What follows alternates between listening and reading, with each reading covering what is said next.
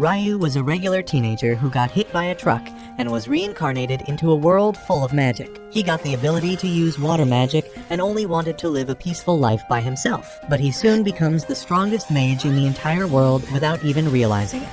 Ryu, a 15-year-old boy, suddenly finds himself in a strange white place, and as he wonders what is going on, a tall blonde guy arrives there, telling him that he is dead. Ryu suddenly remembers getting jumped by Truck Kun and asks the blonde dude if he is God. He replies that he is more like an angel who is here to send him to another world. Ryu can't believe that he gets to be Ice Guide, and the angel tells him that he can live as he wants in his next life. Well, Ryu is a chill guy, and he just wants to live a slow and peaceful life. The angel has no problem with his choice, and he tells Ryu that the world he will be sent to has magic, and around 20% humans can cast spells. Ryu has talent for water magic, and the angel tells him that he will be dropped at a safe house in the middle of a forest because he opted to live a slow life. There will be enough food to last him for 2 months, and there will be an invisible barrier that will prevent monsters from approaching him. Soon, Ryu wakes up in the house in the middle of the forest, and he immediately heads outside to test out his newfound magic abilities. He then checks out his house that has some frozen meat in a cold room and also an empty bath. There is a knife and 2 beginner-level books on the table that tell him about the monsters and the plants in the area. After that, he heads outside again and experiments with magic, discovering that he can create water just by imagining it, and there is no need to chant any spells. He wants to take a hot bath, but can only create room temperature water, so he decides to start a fire instead. He goes full caveman mode and tries creating fire by rubbing sticks together, but he doesn't have the required skill or strength for that. He gives up, but then he gets an idea to use the sunlight to create fire instead. For that, he decides to create a lens using ice, imagining individual water molecules bonding together as heat is stolen from them, and ultimately succeeds in freezing the water. He then carves the ice into a sphere and uses it as a lens to start a fire. Thanks to that, he can enjoy a hot bath at night, and he realizes that he can create hot water directly if he just applies the principles of modern science to magic. The next day, as he has some dried meat for breakfast, Ryu thinks that he must increase his offensive power because he will need to hunt monsters once he runs out of stored food. He starts by practicing to shoot a water ball at a tree, and even though he can hit his target in the first attempt, it doesn't do any damage. He is not discouraged by that and decides to shoot out a high-pressure water jet because that will have enough power. However, he can't put enough force in the water jet to reach the tree, and it just seems like he is peeing from his hand. Ryu feels like giving up, but then he remembers that the angel told him that the key to using magic is his imagination, and he can get better at it only with regular practice. So Ryu keeps practicing shooting a water jet till he can consistently hit the tree, and at night, he is able to generate hot water directly. The next day, he tries creating ice crystals out of thin air because he has always dreamt of using the Icicle Lance magic spell. However, shooting an icicle is even harder than shooting water, but Ryu keeps practicing it along with his other water magic variations. Days pass, and he becomes more skilled at using water and ice, and one day, he decides to head into the forest to hunt for some food. He explores the beautiful forest and decides to gather some herbs and call it a day, but just then, he notices an angry boar staring at him. Ryu freezes in terror as the boar charges at him, and he barely gets out of its way at the last moment. The boar simply knocks down a tree and Ryu gathers the courage to fight back. He covers the ground in front of the boar with a sheet of ice, making it slip. As the boar slides towards him really fast, Ryu creates multiple sharp icicles pointing towards it at the end of the runway. The boar hits the icicles at full speed and immediately dies after being turned into Swiss cheese. Ryu can't believe that he won, and at night, he checks his book on monsters to find that boars are the weakest kind of monsters. He then notices that even though the book talks about beginner-level monsters, there are 2 special entries at the end. The first one is about dragons, who are powerful enough to burn down entire cities easily, and if one spots them, he should immediately run away. The second page is about demons, who are beings of unknown origin, and the book just tells everyone to pray that they never run into a demon because that means instant game over. Ryu realizes that the world is too big and he needs to get stronger fast. So the next day, he ditches his clothes to go full Tarzan mode and ventures into the forest again. This time, an assassin hawk attacks him and he barely dodges its first attack. A huge bird then sends invisible wind slashes towards him, and Ryu realizes that this monster is way out of his league. He runs away, creating ice blocks behind his back to block the wind slashes, and then shoots water jets at the bird. The assassin hawk dodges everything and then charges towards Ryu at full speed, but he creates an ice wall at the last moment, blocking its attack. The bird loses one of its eyes because of the collision, and it decides to retreat this time, much to Ryu's relief. However, while he was running away from the hawk, Ryu lost his sense of direction. As he tries reaching his house, he suddenly finds a glowing lake with a headless knight standing on the water's surface along with a headless horse. Ryu is stunned to see this, and then the headless knight turns its attention towards him. Luckily, he returns home in one piece and continues exploring the forest after that, fighting stronger monsters and mastering his attack magic. At night, he goes to the lake again, where the headless knight is waiting for him. Ryu could not find anything about headless riders or Dullahans in the book, and he wonders if it is because they are high-level monsters or if they are not considered monsters at all.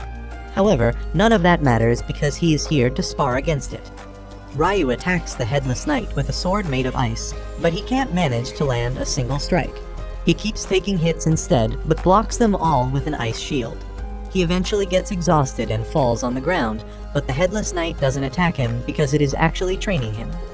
As he gets up, the headless knight comes towards him, holding a small crystal knife.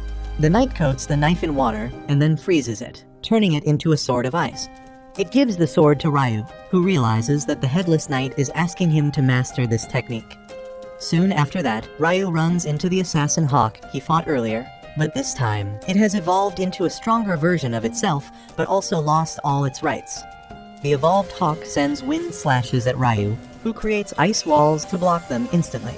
He barely manages to avoid getting hit by the attacks that tear through his shields because they are much stronger than the last time. Ryu is forced to run away, and he can only block the hawk's attacks. The hawk suddenly speeds towards him, and Ryu somehow stops its attack by piling multiple ice shields in front of him.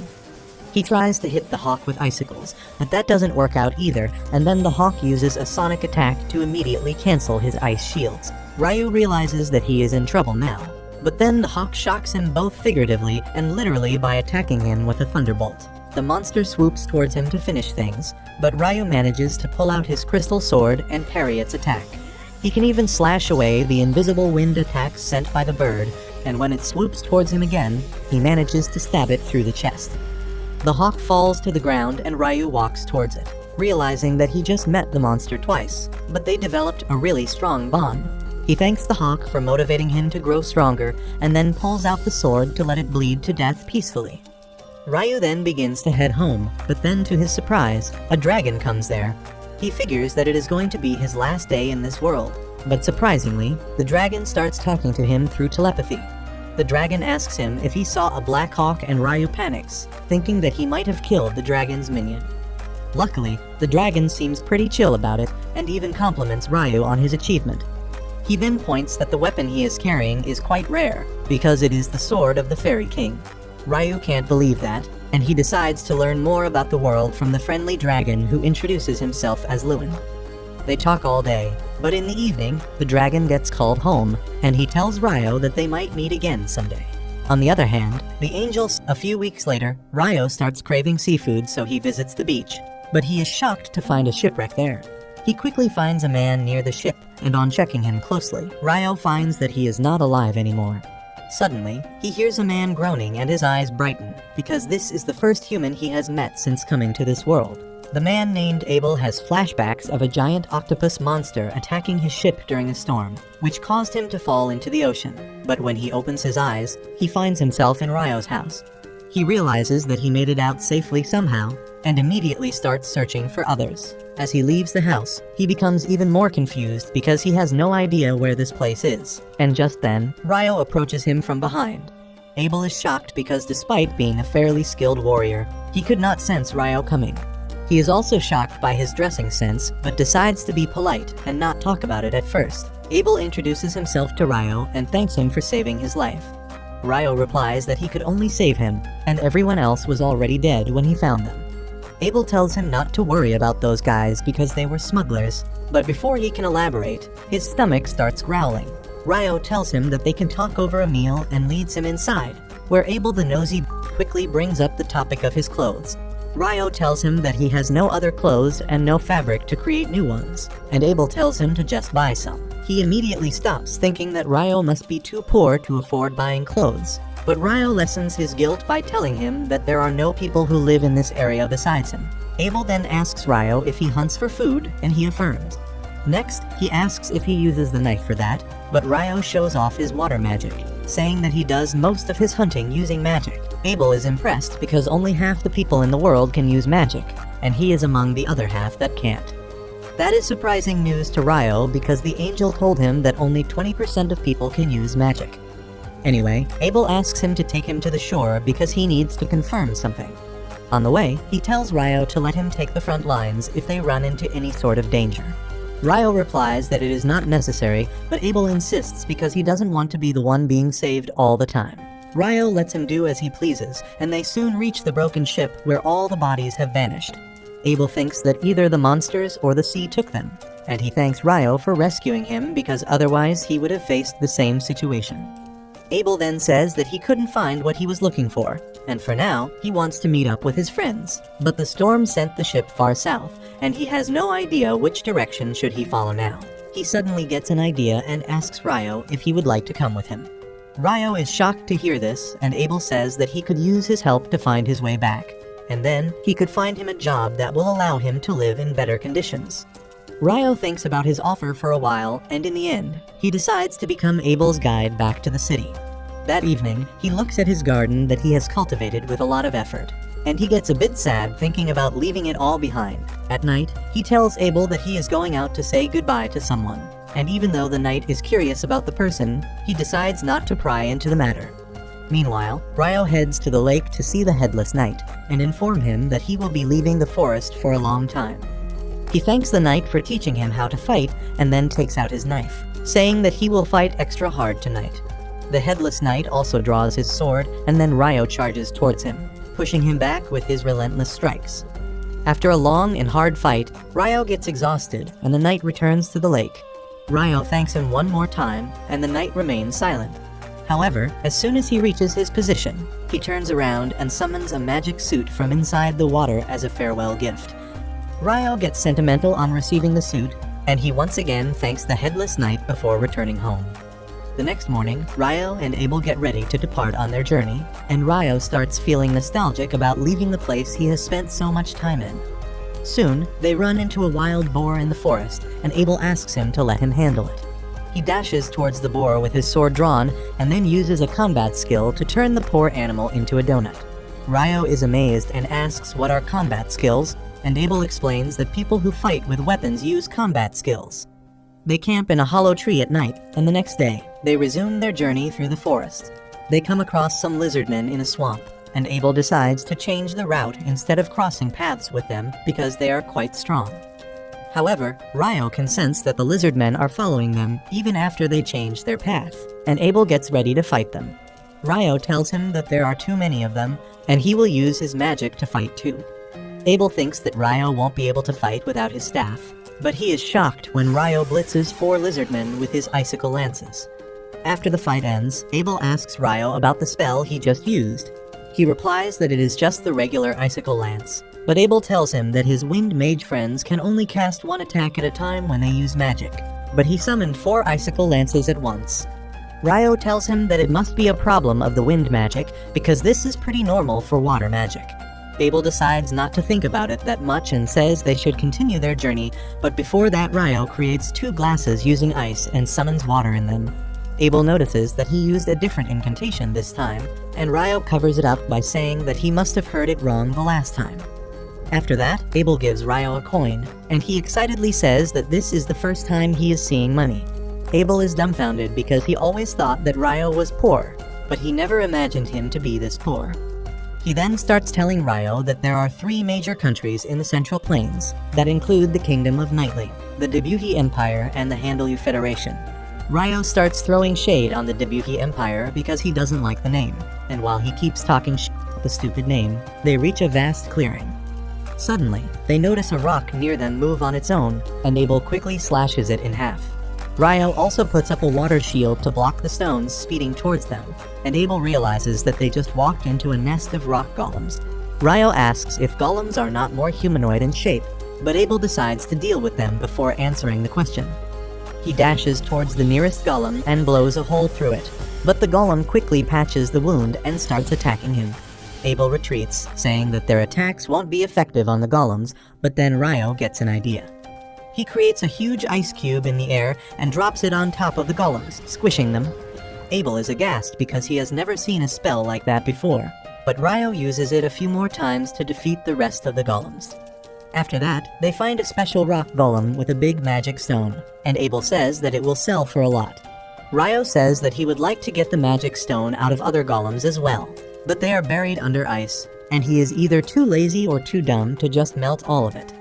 They continue their journey with that and soon come across a gigantic croc-hippo hybrid. Abel says that it is a behemoth, which is a very rare and powerful monster he has never seen before. Ryo asks if they should hunt it, but Abel tells him that it is not even possible. Just then, some wyverns also come there and Ryo gets excited because now they will see a battle between monsters. Soon, the wyverns begin shooting rocks at the behemoth with magic, but it just roars, canceling out their magic and causing them to fall to the ground. Ryo tells Abel that the giant monster probably used magic cancellation skill.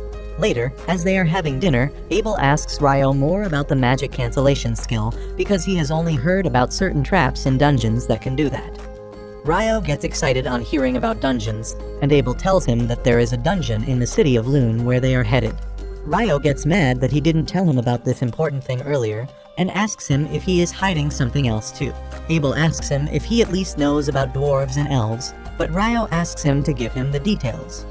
A few days later, they reach a mountain range and Ryo says that they will find some human settlement after crossing the mountains. Abel asks him how can he be so sure, and Ryo wonders if he should tell him that he met a dragon who told him a lot about this world. He decides to keep it a secret in the end, saying that it is knowledge beyond human comprehension. Soon after that, they hear a strange sound and both of them get ready to fight. However, when a powerful monster called Griffin approaches them from the sky, both Ryo and Abel freak out. Abel starts having a panic attack, but Ryo quickly solves the situation by throwing a chunk of meat up in the air. Abel apes his act, and the griffin collects both pieces in its mouth before flying away. The boys heave a sigh of relief after it is gone, and they agree that they wouldn't have lasted long if they picked a fight with something so strong. As they continue their journey, Abel says that no human has encountered behemoths or griffins in the past 100 years, and the tall mountains must be stopping them from reaching human settlements. That reminds Ryo that the wyverns who fought the behemoth came from the north, which means their nest is nearby. He turns out to be right as they soon find some wyverns feeding on a monster. Ryo wants to fight, but Abel says it takes at least 20 experienced adventurers to face off against monsters as strong as wyverns. Ryo tells him that they won't be able to avoid fighting in the future, and asks if it will be better if the wyverns are pinned to the ground. Abel affirms, saying that he can beat one in close combat, and Ryo immediately steps out, chanting a long fake spell just to summon 4 icicles to stab the wings of the wyverns. Abel uses this chance to blow their brains out, but then 2 more wyverns arrive there. Ryo pins them down using icicles, but without chanting a spell this time, and Abel gets suspicious. Anyway, they defeat the wyverns and collect their magic stones, and then continue their journey to the north. Soon, they cross the mountain range and arrive at the Green Hills. Abel is surprised that they not only fought wyverns, but managed to get a lot of magic stones that will fetch a lot of money once they reach the Empire. Ryo suddenly gets curious about which country they are heading to, because he is fine with anyone except the Dabuhi Empire. Abel tells him that the Dabuhi Empire is a bit farther to the north, and Ryo appears relieved on hearing that. This confuses Abel, and he asks Ryo if he has got any issue with the Empire. He replies that he has no issue with the Empire or its people, but the name is so cringe that he doesn't want to associate with it, and Abel finds that quite odd. Suddenly, Ryo spots a road in the distance, and on seeing that it runs from east to west, Abel realizes that the mountain range they just crossed was not ordinary. However, when Ryo asks him what he is thinking about, he replies that it is nothing and says that the road will lead them to a town. Ryo gets excited at the thought of sleeping in a bed, and Abel recommends him to try out the food in the town. They reach the town by night, and as they are eating dinner in an inn, Abel suggests Ryo to get himself registered with the Adventurers Guild, because a guild license will work as his identity card. Also, if he has a guild license, he won't have to pay any tax when entering a new city. He reminds Ryo that he just paid a silver coin to cover for him when they entered the town, and Ryo begins taunting him, asking if he is going to keep the record of every penny he spends for a friend's sake. Abel is low-key cringed out at this behavior, but he continues his lecture and tells Ryo that if he becomes a member of the Adventurer Guild, the guild will buy magic stones and monster material from him at a good price. He explains that only alchemists can use those materials properly, and Ryo gets curious to learn more about them. However, he doesn't get the chance to ask any questions as the waitress brings his food, and he can't believe his eyes when he sees a plate of curry rice. Ryo tries to process how curry rice can exist in this world, because even in the Ice Sky anime, the protagonist has to work hard and travel all over the world to create the perfect curry, and he was kind of looking forward to that. The taste of the curry is also as delicious and nostalgic as the one he used to eat in Japan, and Ryo quickly finishes the plate before ordering more. The next day, Ryo keeps rambling about how good the curry was, and says that it turned out to be another interesting thing that Abel kept hidden from him. He playfully tells him to reveal all the secrets he is hiding, and Abel is taken aback by that. But Ryo just wanted him to tell him about the dessert shops in the town. Abel nervously walks away, saying that he doesn't like sweets, and Ryo is confused because of his sus behavior. Anyway, they resume their journey, and soon, they reach the town of Loon that is surrounded by vast wheat fields. As they reach the town gate, the guard Nimmer identifies Abel, and he is shocked to see him because he was reported missing a few months earlier. Abel tells him that a lot of things happened, and he managed to make it back home thanks to Ryo. Nimmer thanks Ryo for saving his friend, and then eagerly shakes his hands, after which he starts catching up with Abel. Once they are inside the town, Abel tells Ryo that they should head straight to the guild, because with him there, Ryo can rank up immediately at the time of registration. He explains that usually, newbie adventurers are assigned F rank when they register, but if an adventurer ranked B or above can put a good word for them, they can rise up to D rank immediately. They soon reach the guild, and everyone there is pleasantly surprised to see Abel again. They surround him like he is some kind of celebrity, and Ryo is happy that Abel has so many people who care about him. He decides to let him enjoy this reunion for a bit more and steps outside to get some fresh air. He starts taking a walk when suddenly, he runs into an elf. While Ryo is captivated by her pointy ears and pretty face, the elf girl can't take her eyes off of him as well because of his outfit. She recognizes that it is the Fairy King's coat, and says that he must like Ryo a lot to give him such a gift. Ryo can't even understand what she means, and then the elf girl tells him that she is in a hurry today, but she hopes to meet him again someday. Ryo just stands there bamboozled when Abel comes outside to find him and tells him to come back in. He then introduces Ryo to all his friends as the guy who saved his life. Everyone thanks Ryo for saving Abel, and he starts liking all the attention he is getting. After that, Abel takes Ryo to the front desk and asks the receptionist to register him as a D-rank adventurer on his recommendation. The receptionist is shocked to hear this because no one from Abel's party has ever recommended anyone before, and he replies that Ryo is a very special case. The receptionist says that Ryo will still need to show proof of his strength before getting a rank up, and Abel says that he wants to talk to the guild master about that directly. The receptionist tells him and Abel to wait for a while, and soon, the dramatic guild master Hugh comes running as he hears that Abel has returned. Abel then introduces him to Ryo and says that he wants him to take the rank up exam. Hugh replies that they will need to test his strength for that, and Abel replies that Ryo is stronger than him, which the guild master finds really hard to believe. To prove his point, Abel shows Hugh all the magic stones they collected from the wyverns, and he loses his mind. He says that the amount of magic stones they have means they have hunted enough wyverns that could destroy an entire country, and Abel tells him that he doesn't need to worry about a monster attack because they hunted the wyverns south of the Malefic Mountains. Ryo is curious if the name of the mountain is significant somehow, and Hugh says that he hasn't heard of any person who has crossed the Malefic Mountains safely. He claims that they are so dangerous that even the highest-ranking adventurers don't go there without a very compelling reason. He can't believe that Ryo and Hugh are the first people in history to achieve this feat, and he immediately agrees to increase Ryo's rank without taking a test.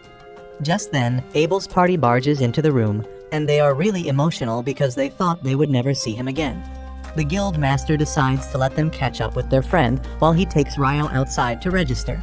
Ryo follows him, but Abel asks him to wait at the receptionist's desk after he is done because he wants to show him to a special place. After that, Hugh leads Ryo to his office while telling him that Abel's party, the Crimson Sword, is one of their strongest and most popular parties. Ryo is not really surprised by that, and he is more curious if he really deserves to be a D rank right from the start. In response, Hugh tells him that he knows how talented Abel is, but he knows that he can't defeat a wyvern on his own. That makes him believe that Ryo played an important role in fighting the wyverns, which qualifies him to be a D rank. Just then, the receptionist comes to the office with the equipment needed to formally register Ryo as an adventurer, and Hugh leaves it to her because he has too much paperwork to handle. The receptionist, Nina, starts by introducing herself and then begins asking the basic interview questions. She then tells Ryo that for 300 days after his registration at the guild, he can stay at the guild lodgings, but then he will have to find another place to stay. Next, she tells him about the course on dungeon exploration that the guild offers new adventurers like him, and Ryo immediately replies that he wants to enroll in the course. Nina tells him to come to the meeting hall 2 days later at 9 o'clock in the morning, and Ryo is shocked to learn that they have clocks here. Nina then moves on to the actual registration process and tells Ryo to put his hand on the crystal device in front of him. As he places his hand on the crystal, it scans his biometrics and uploads the data on the metal plate kept on top, turning it into his guild card. Nina congratulates Ryo for officially being registered at the guild, and with that, they leave the office. Soon after that, Abel takes Ryo on a tour of the town, saying that he wants to buy him some clothes and a staff as the payment for escorting him here. Ryo is glad to receive the clothes, but he is curious about the staff. Abel says that all magicians need a staff, but Ryo replies that he can use magic just fine without any tools. He adds that he also uses a sword when he has to fight melee, so a staff wouldn't really help him out much. Abel is surprised to hear this, and he is even more surprised when Ryo tells him that the small knife he has is actually his sword. Anyway, Ryo tells him that he needs something more urgently than clothes or staff, and that is information about the basics of this world. Soon after that, he learns that the hour, day, week, and month in this world are the same as that on Earth, and they even use the metric system to measure stuff. Now he is sure that someone from Earth came to this world a long time ago and changed how things are done, which is why there are so many familiar things here. Just then, Abel returns from the store after paying for the things Ryo bought, and then he tells him that the main event of the day is still left. He takes Ryo to a huge inn, where all his friends from the guild are present to celebrate his safe return. They party all night, and the next morning, Nina has to bail Ryo out to show him the place where he will be staying. She takes him to a room where 2 newbie adventurers are already staying, and the brown-haired guy introduces himself as Nils, and the blonde dude as Ito. They welcome him to their room, and once Nina leaves, Nils starts talking about how much he likes her. Ito tells him to stop dreaming of women outside his league, and then he starts making small talk with Ryo about how things are at the guild lodging. Suddenly, Nina returns to the room with another newly registered adventurer, who nervously introduces himself as Ammon, and the 4 boys soon start to bond with each other. A few days after that, Ryo and Ammon complete their crash course on dungeon exploration for dummies, and their teacher tells them that they are going to enter the first level of a dungeon in the afternoon. Ammon is visibly tense about going into a dungeon, but Ryo tells him to chill out because if he gets worked up now, he will be tired by the time they reach the dungeon. The instructor then asks if anyone has any questions, and Ryo asks him if there is a way to instantly travel to the floors they have cleared before. The instructor is impressed by the question because only experienced adventurers know about that. He says that there are some dungeons in the south that have the feature to instantly travel between checkpoints, but there is nothing like that in Loon's dungeon. After that, the instructor leads all the students to the dungeon that is in the middle of the city. He explains that the city was actually built around the dungeon, and every few years, the monster population in the dungeon suddenly increases, and sometimes the monsters reach the surface. He explains that the walls around the dungeon protect the civilians from the monsters, but then assures the newbies that there is no chance of a great monster wave right now. Soon, they reach the first floor of the dungeon, which is a safe zone without monsters. The instructor tells everyone that they are free to explore the first floor, but they need to stay close to the entrance. Ryo and Ammon team up, and soon, Ryo senses a monster approaching them.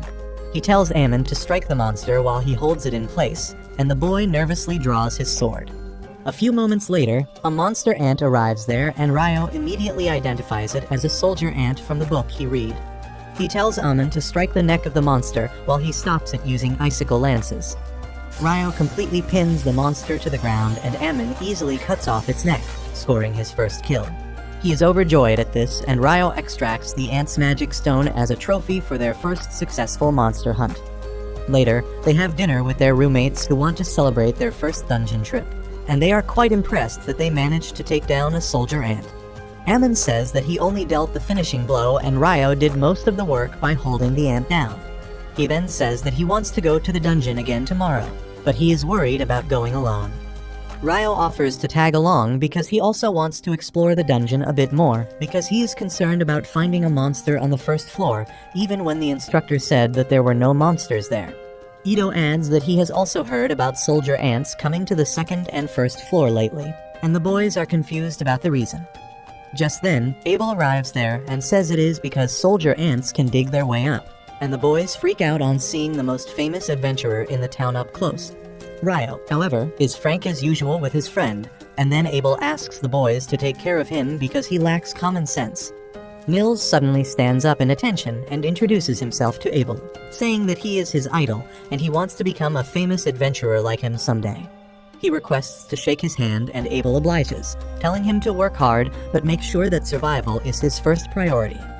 Ryo then asks Abel what he is doing here so late, and he replies that he just got back from his recent mission. Just then, his party arrives there, and the girls are mad that he came here instead of reporting to the guildmaster. He tells them that he was just guiding some beginners who needed help, but the lowly Lin tells Shaq's lost son Warren to take him away. The big guy carries Abel on his back as he screams like a baby, and then Lin starts staring at Ryo with jealous eyes. He gets a bit nervous and asks what she wants, but then the priestess Lihia tells her to snap out of it before apologizing to Ryo for the disturbance. As they go away, Ito and Nils start fanboying after them, but Ryo doesn't understand what they find impressive about that group of buffoons. Meanwhile, Rihia tells Lin that it was not nice of her to stare at Ryo, but she replies that she was just curious because Abel keeps on glazing his magic skills. Rihia admits that she is curious too, but Abel tells them they will soon see Ryo's true skills. The next day, Ryo and Amon go to the dungeon again, and this time, they face some monster dogs. While Ryo holds the dogs down using icicle lances, Amon proves to be a decent swordsman as well and takes down a couple of them. As they take a break after that, Ryo remarks that Amon's sword-fighting style reminds him of Abel, and he explains that his teacher was an old dude named Kiro, who learned sword-fighting from a big school in the capital. Ryo assumes that Abel must have learned from the same school, and he sees potential in Amon to become quite strong as well. Amon is impressed by his knowledge of swordplay, even though he is just a mage, and Ryo tells him that he practiced with a mentor, but he developed his own sword style. He then remarks that Amon's style seems to be very exhausting, but it is also very safe, and he just needs to work on his stamina. He tells Amon that Abel used to practice his form the first thing in the morning during their travels, and that just shows that even the most talented people need to work hard. Amon feels motivated on hearing that, and decides to work hard to become stronger, and Ryo is pleased by his response. The next day, Ryo visits the library, and it is much bigger than his expectations. That's what she said. Anyway, he asks the librarian to show him to the alchemy section, and she shows him where books for beginners are kept. However, there are too many options that overwhelm Ryo, so he decides to take a break outside. Suddenly, the city turns dark as a total solar eclipse occurs and Ryo stares at it without eye protection like my uncle who is now blind. Just 1 second later, he realizes something is odd and all the people around him have vanished. The atmosphere itself feels different, and then suddenly, he feels an attack coming from behind. He is fast enough to react in time, blocking the powerful fire blast using a wall of ice. He wonders who the hell attacked him, and then sees a badass demon mommy coming towards him, walking like she just came out of GTA 4. She is quite amused to see a human in her space, and decides to have fun defeating him. Ryo realizes that he is facing a demon now, and he is quite sure that she is the strongest being he has ever seen in this world. He wants to run away from her, but he feels that he won't be able to escape this strange space no matter what he tries, so he decides to fight back. He immediately summons dozens of ice shields right before the demon mommy attacks, blocking her massive firestorm. She abruptly changes her attack, shooting an invisible wind bullet that pierces Ryo's shields, but it gets blocked by his armor. The demon can't process how a human armor can block against her attack, but as she looks closely, she finds that Ryo is wearing the Fairy King's robe. She realizes that he must be an impressive mage to have such gear and power to block her attacks, so she decides to cut him down using her sword instead of magic. Ryo also draws his ice sword and blocks her attack. He maintains a defensive position as the demon lady keeps pushing him back, but she is much faster than him, and he barely dodges a deadly strike to his face. He decides to counterattack by shooting hundreds of icicle lances at her, but the demon swiftly dodges all of them, not noticing that the solar eclipse is ending as she wastes her time playing around. Meanwhile, Ryo realizes that she is using wind magic to boost her speed, and then she jumps at him to deal the finishing blow. Ryo manages to block it without much difficulty because even though the demon is fast, her strikes are nothing compared to the headless knight who taught him. The demon, on the other hand, is impressed and asks who the hell is he to have the Fairy King's robe as well as his sword. She creates a fireball to attack him, but Ryo cancels it instantly using an icicle lance. This pisses the demon off, and she decides to kill him quickly because he can be a danger to her if the fight goes on for longer. She attacks him ruthlessly, but Ryo confidently defends against her strikes. He finds a chance to counterattack, and that makes the demon lose her balance. Ryo was waiting for this moment, and he launches a barrage of icicle lances at her. The demoness creates a wall of fire around her, neutralizing all his attacks, but as their intensity increases, she creates rock walls to protect herself. Ryo also changes his attack pattern, using the high-pressure water jets to cut through the wall and injure the demon. She is shocked when his attacks hurt him, but luckily for her, Ryo was just attacking blindly because of all the smoke. He then decides to go in for the kill, but she jumps straight towards him to block his attack. As they clash mid-air, Ryo notices the demon woman's wounds healing super fast. The moment he gets distracted by that, she sends his crashing into a building. But just as she is about to launch a powerful attack to finish him off, she notices water drops falling from the sky. She is surprised by that, but as a water drop touches her face and scalds her because it was even hotter than the boiling temperature, she screams in pain. She immediately covers herself in a rock ball while waiting for the boiling rain to end, and in the meantime, Ryo comes down. Suddenly, the demon woman unleashes powerful flame magic, blowing up everything around her. She walks towards Ryo menacingly, but by then, the eclipse is almost over and her sword disintegrates as sunlight touches it. The demoness says that they won't be able to finish their fight this time, and Ryo tells her to get lost already. She doesn't really mind him acting like a jerk and introduces herself as Leonor, asking Ryo about his name. He tells her his name too, even though he makes it clear that he doesn't want to know anything more about a demon. Leonor is surprised that Ryo knows about demons, and she thinks that she should have done all she could to kill him instead of enjoying their fight. She then tells Ryo that they will fight again in the future, but it is possible that he runs into another demon before that. She tells him not to get killed by anyone else because she will be much stronger the next time and finish him off herself. Ryo is shocked to hear that, but then the eclipse ends and everything returns to normal without a trace of the battle that just took place there. Ryo feels really odd now, and he decides to buy some books and then get some rest. He first heads to the bank to withdraw some money that he got from selling the Wyvern magic stones, and then passes by his dorm room to meet his friends. He notices they are not there, but as he is about to leave the dorm, he finds them being bullied by some other adventurers. Nils and Ito call him a coward for ambushing them when they were injured, but the leader of the bullies, Dan, tells them that they can say the same thing when monsters ambush them in the dungeon, and they die. Suddenly, his lackeys are knocked out cold because Ryo attacked them from behind, and he tells Dan that he was absolutely right, but he should hear his own advice sometimes. He asks him if he is ready to run now that his friends are down, and Dan immediately rushes to punch him.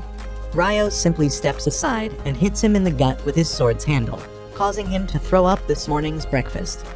He then moves on to heal his friends, telling them that they need more stamina so that no punk-ass can catch them off guard the next time. However, before that, he says they should all recover and relax. They hit the public bath where the priest Ito heals Ryo's wound from the wind bullet. Everyone is curious about who could injure Ryo when he is so strong, and he decides not to tell them about the demon right now because relaxing comes first. Soon after that, Ammon, Nils, and Ito start going to the dungeon as a team.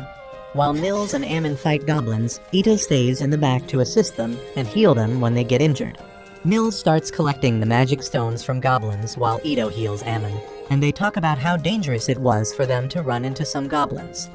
Nils says that they should retreat now because going any further will be dangerous, and Ito agrees with him because they shouldn't have found goblin archers on the 4th floor of the dungeon. Ammon, on the other hand, wants to hunt some more monsters and earn some money, but Nils remembers what Abel told them about never risking their life for less important things. In the end, they head back to the surface, which is the greatest save of the day, because just a few floors below, a group of adventurers has met its end at the hands of a huge and powerful monster. Back on the surface, Ryo thinks about how Leonore's magic was out of this world, but he was on equal footing with her in terms of casting speed. He decides to improve on his strengths and erase his weaknesses, which reminds him that he couldn't keep up with Leonore's movement speed yesterday. He gets jealous of her wind magic, but since he can't do that, he decides not to be jealous and come up with his own solutions instead. He thinks that he should use a water jet to propel himself ahead, and though he has already done it underwater before, he doesn't know if it will work on the surface. He first creates an icy platform in front of himself, and then uses hundreds of small water jets, pushing all the points of his back to propel him forward. However, he only goes as fast as an old grandma at a traffic crossing. Ryo is really dissatisfied with those results, but he decides to call it work in progress, which is what I call my mental health. He then heads to the library to learn more about demons and alchemy, and at the same time, the lowly wizard Lynn from Abel's party is also studying in the library. She is trying to find any records of a spell that can create an ice wall thick enough to crush golems, but she can't find anything. She is pleased because she wants to believe that Ryo is just a scammer who fooled Abel, and thinks that only the strongest wizard on the continent can use such strong magic spells. Just as she puts the book back on the shelf, she sees the elf girl Syrah. The two girls exchange greetings and make small talk, before Syrah remembers that she has to get back to her group. On the other hand, Ammon and others return to the guild, and Nils starts stuttering like a simp on seeing the receptionist Nina. Ito bonks him on the head as he tells Nina that they found goblin archers on the 5th floor, which is unheard of, and that is why they returned quickly to report to her. Nina confirms the magic stones and rushes to inform the guildmaster about the incident, thanking the boys for this crucial information. Hugh is not pleased to hear that goblins were found on the 5th floor when they are monsters that belong below the 10th floor of the dungeon. He thinks that this might be the sign of a bigger problem, and asks Nina to summon all the B rank and above parties immediately. Nina tells him that there are only 2 high-ranked parties in the city right now, including Abel's Crimson Sword and the White Brigade. Soon, Abel and his party head to Hugh's office, and he is not happy that he will need to work with the White Brigade on this mission because he doesn't like their leader.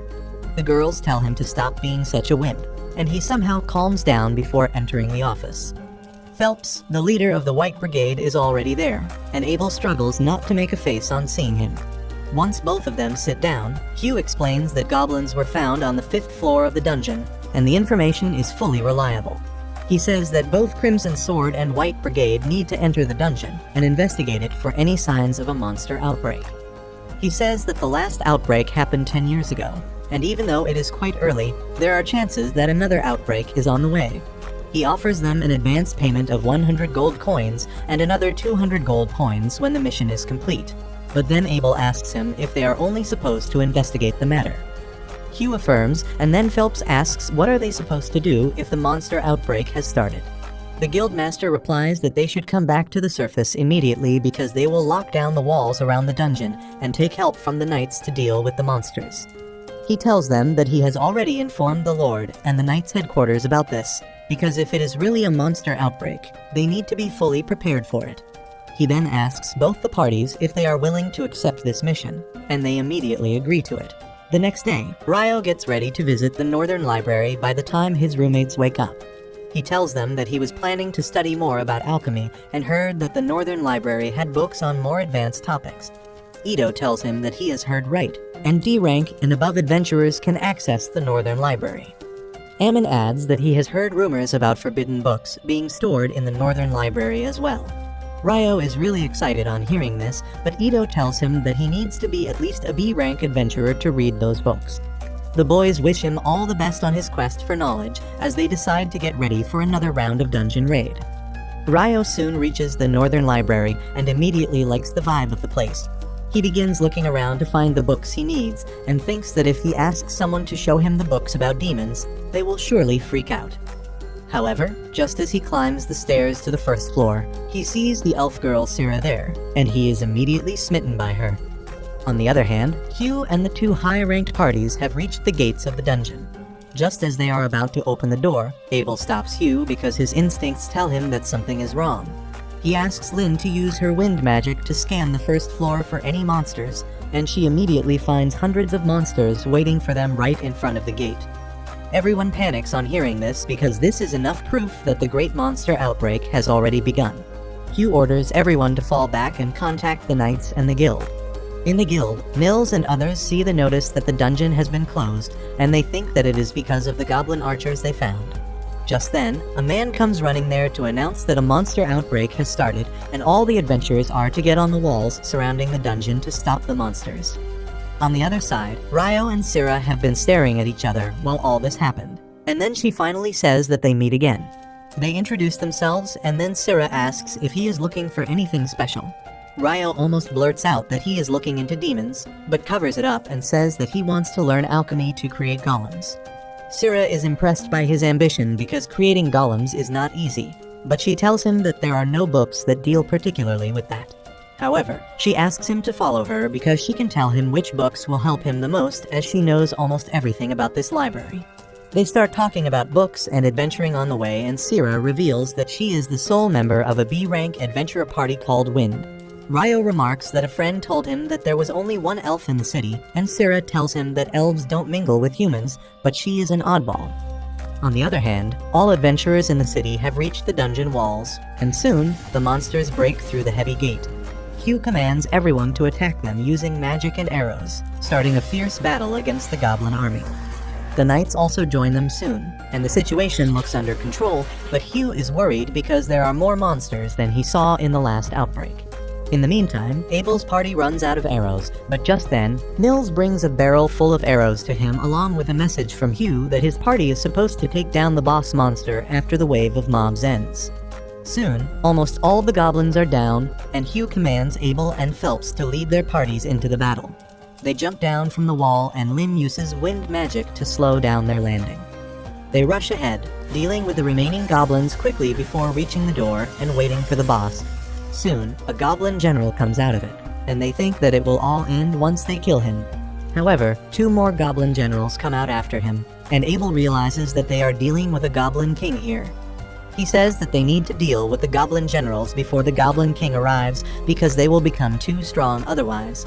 He decided that he and Phelps will take down one king each, while Lynn and Lichia will take the remaining one. They begin fighting the generals, and Abel manages to cut off his enemy's arms, when suddenly, he spots the Goblin King at the entrance and yells at everyone to get down. The very next moment, a powerful wind slash comes out from the dungeon, killing the Goblin generals in one hit. Everyone is shocked by the Goblin King's strength and ruthlessness, but Abel and Phelps know that they are the only ones who can fight it. They team up to attack the Goblin King together, but their weapons fail to pierce his armor. Suddenly, Abel dashes straight at the Goblin King, using his skill to turn into a ghost so that he can dodge his attack. He then reaches closer to him and uses his combat skill to pierce his heart, but fails to finish the job. The Goblin King tries to attack him, but Abel commands Lynn to finish him off as he vanishes again. Lynn's wind spears pass through him and hit the Goblin King, taking him down. Everyone is relieved on seeing that they finally won, but they do not know that things are far from over as something even more dangerous is still inside the dungeon. Later that day, as Ryo returns to the guild, he finds everyone abnormally hyped up, while Hugh is buried under a mountain of paperwork. He is sulking in his office because he has to update the local lord and the knight commander about the monster outbreak, and then pay the fee to all the adventurers who took part in the battle. He also has to assess the performance of all the adventurers, send the invoices to the royal capital to get some funds, and plan the repair of the damaged facilities while doing his normal job as well. The only relief is that the dungeon is going to be closed off for 1 month, so he doesn't have to worry about that aspect. But Hugh knows that will create another set of problems. Meanwhile, Ryo learns from his friends that there was a monster outbreak in the dungeon, and they dealt with it thanks to the top two parties. That is the reason for the festive atmosphere, and Ryo thinks that it is a good reason. Mills begins glazing Abel's skills and talks about how he fought with the Goblin King. Ito adds that Lin dealt the finishing blow with Bullet Rain, which is the highest level wind magic. Ammon says that Abel was able to dodge that attack even without moving, and he wonders how could he do that. Just then, Abel arrives there and says that he used the sword skill called Perfect Shadow that allows him to dodge all ranged attacks. Mills and others start fanboying as they see Abel, and he also praises them for their help. Meanwhile, Ryo keeps thinking about the Perfect Shadow skill and says that whoever named it must have been a genius. Just then, Lin and Lihia arrive there looking for Abel, and they say that they knew he would be with Ryo.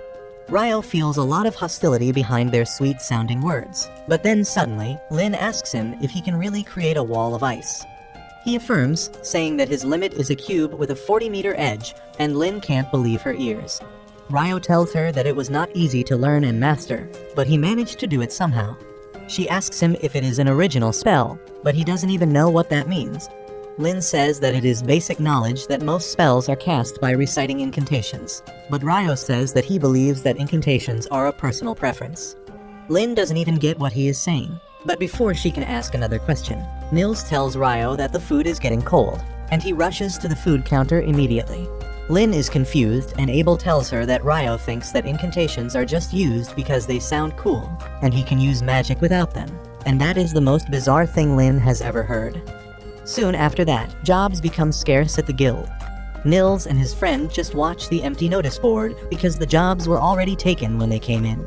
Just then, Ryo also arrives there, and he learns about how the job market has been struggling ever since the dungeon got shut temporarily. The boys ask him if he is here for a quest too, and Ryo replies that he needs to buy some magic copper ore for his alchemy experiments. They are shocked to hear this because magic ore is really costly, but they know that Ryo is filthy rich, so it doesn't matter to him. On the other hand, they are struggling to get a job. Ryo decides to help his bros out, and he says that he will hire them for a job to mine magic copper ore. Mills tells him that there is an abandoned mine near the city, and Ryo is glad to learn that. He tells the boys that he will pay them 4 gold coins each just for taking up the job, and then he will buy each piece of copper ore for 25 gold coins, but his only condition is that they should all return home safe. The boys are thrilled to hear that because they won't make that much money in a year through normal jobs. They ask him if he is sure he can pay this much, and Ryo replies that it is still cheaper than the market rate of the magic copper ore. They gladly leave for the job and Ryo returns to his room, but then he hears some disturbing voices coming from the street. He finds a group of knights trying to take a woman with them, and an adventurer is trying to stop them. Ryo watches the drama intensify as the knights drag the girl away, and the adventurer pushes them to free her. This pisses one knight, and he draws his sword to teach the adventurer a lesson. However, just as he is about to strike him, he slips and falls, but there is nothing there to make him slip. He asks the adventurer what he did, and he replies that it must have been John Cena who tripped him. This makes the adventurer even more angry at this, but he falls once again as he tries to get up. Just then, Phelps comes there and tells the knights to back away if they don't want to be punished. They ask him how dare a mere adventurer talk to them in this tone, and Phelps tells them that he is not just an adventurer, but also a noble from the Heinlein family. One of the knights realizes that it is the same family from which the previous commander of the Royal Knights came, and Phelps declares that they are talking about his dad.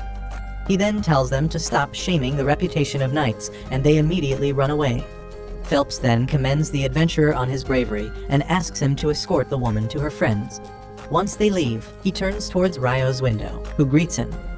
Phelps introduces himself as the leader of the White Brigade Party, and says that he has heard all about his amazing magic. Ryo panics, thinking that Phelps noticed him using magic to make the knight slip, but he says that he is only talking about what Abel told him. Just as they are starting to talk, Phelps' secretary comes there to take him away, and Ryo can tell that both of them are really strong. Later, he has dinner by himself, and Abel comes there to sit with him. He remarks that it is rare to see Ryo alone these days, and he says the same thing about him. He decides to let Ryo in on a secret because he could use his help, and soon they find themselves in the entertainment district. There, Abel reveals that the captain of knights is his friend, and he has requested him to bring back the troublesome knights who have run away to have fun. Ryo understands it now, but then suddenly, he notices some shady masked adventurers. He brings Abel's attention towards them and says that he has never seen them before, not even at the welcome party. Abel says that they get a lot of traveling adventurers because of the dungeon, but Ryo remarks that the dungeon is closed right now. The adventurers notice them as well, and they immediately try to lure them into a trap. Ryo and Abel willingly follow them, but when the thugs try to ambush them, Ryo knocks them out with heavy ice stones immediately. Abel then picks up an alchemy tool that they dropped and Ryo wants it, but he tells him that it is evidence. He then ties up the thugs and finds that they are C-ranked adventurers from another country. Abel decides to inform the city guards about them and resume his mission to find the troublemaking knights, unaware that they are targeting Phelps to get revenge for earlier. However, they can't even move once they decide to attack him because the secretary has already paralyzed them with poison needles. She then casts a fire spell, burning the knights so thoroughly that not even their ashes remain. The next day, a research team arrives from the capital to study the dungeon after the monster outbreak, and Hugh immediately gets in a verbal spat with their leader Clive because of his unreasonable demands. He wants the city of Lune to provide food and supplies to his entire group when they are facing an acute shortage, and he also wants to open up the dungeon to research it. Hugh tells him that it is stupid to open the dungeon so soon after an outbreak, but Clive tells him that he has got full authority from the newly appointed Minister of Dungeon Exploration. The two of them get in a deadlock, and the debate doesn't seem to end, so the wise old mage decides to intervene. He first tells Hugh that they will handle the food issue next time, and this time, the city can accommodate them. As for opening the dungeon, Clive says that Hugh has no choice, but he decides to put one condition of his own. He says that if the city or its citizens are harmed by opening the dungeon, it will be the responsibility of the ministry.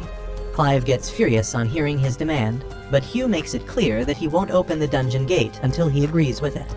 The old mage convinces Clive to accept the condition, and then says that they will hire some skilled adventurers as their guards for this mission. On the other hand, Ryo visits the inn where Abel and his party stay to see if they serve better food than the guild lodgings. However, just as he is about to enter, a girl runs out of the door and asks him to take her to the Adventurer Guild because she has an urgent message to deliver. Ryo is quite hungry, but he decides to help the girl, who delivers the letter to Abel. His teacher from the royal capital has sent it, asking him to help the research party that is being sent to explore the dungeon. Abel is not sure about that, because many years ago, a powerful rank party went into a dungeon shortly after an outbreak, and they never returned. Ryo tells him that he should decline the request in that case, and he decides to go back to the inn to have lunch. Meanwhile, the girl introduces herself as Natalie, a novice mage from a family of reputed water magic users. Lynn immediately asks her if she has heard of a spell to cast ice wall high up in the air, and she replies that she has not, but she is only starting to learn magic. Natalie asks them if there is someone who can cast such spells, and they tell him that the guy who brought her here can do that. She is surprised to hear that, and Abel once again starts glazing Ryo. He then orders his party members that they should never fight Ryo under any condition, because they won't be able to defeat him together. He also tells Natalie that if she needs help and she can't find them, she should immediately go to Ryo. The next day, the research team gets ready to enter the dungeon, and in the end, Abel accepts the request to guard them. He knows the old mage from the past, and they talk about the mana detector tool that can transmit signals of mana from the dungeon to the analysis team that has set camp outside. 3 days pass after this, and the research team reaches the 7th floor of the dungeon, but they don't find anything unusual at all. However, Clive and his team from the Royal Academy seem to be in a hurry to find something, and Abel decides not to bother with pompous pricks like them. At the same time, outside, the lower-ranked adventurers receive updates about things going on in the dungeon and the jobs they can take while it is still off-limits to them. Ryo has a question in his mind, and he asks Hugh about the color of the magic stones that the monsters from the outbreak dropped. Hugh tells him that it is an excellent question because all the goblins dropped yellow magic stones when they are supposed to be green instead. Meanwhile, Clive and his team suddenly come across a suspicious gate in the dungeon that gives strange energy reading. They think that it must be a portal leading to a faraway place, so they set up their equipment around it. However, just as they try to touch the gate, everyone suddenly vanishes, and Natalie, who is taking the readings, is shocked because the readings also stop coming as soon as everyone vanishes. Luckily, everyone has been teleported to the same location, and Abel confirms the safety of his team before uniting with the senior mage. Clive, on the other hand, orders his men to begin examining the strange grassland they have reached, but he tells them to be careful because they don't know what kind of dangers are lurking here. His right-hand man comes there just then, asking what they should do now. Clive has no idea, but at least his theory that the monsters came from the 38th floor of the dungeon has been proven wrong. He now realizes that the monsters came from this strange place that was beyond the gate. He thinks that this is a great discovery, and with this, he will be able to rise to the position of a minister in no time. As he is grinning to himself, the other researcher points out some figures on the horizon, and they look like some creepy Pokémons. On the other hand, Natalie and the data collection team are worried about the lost signal.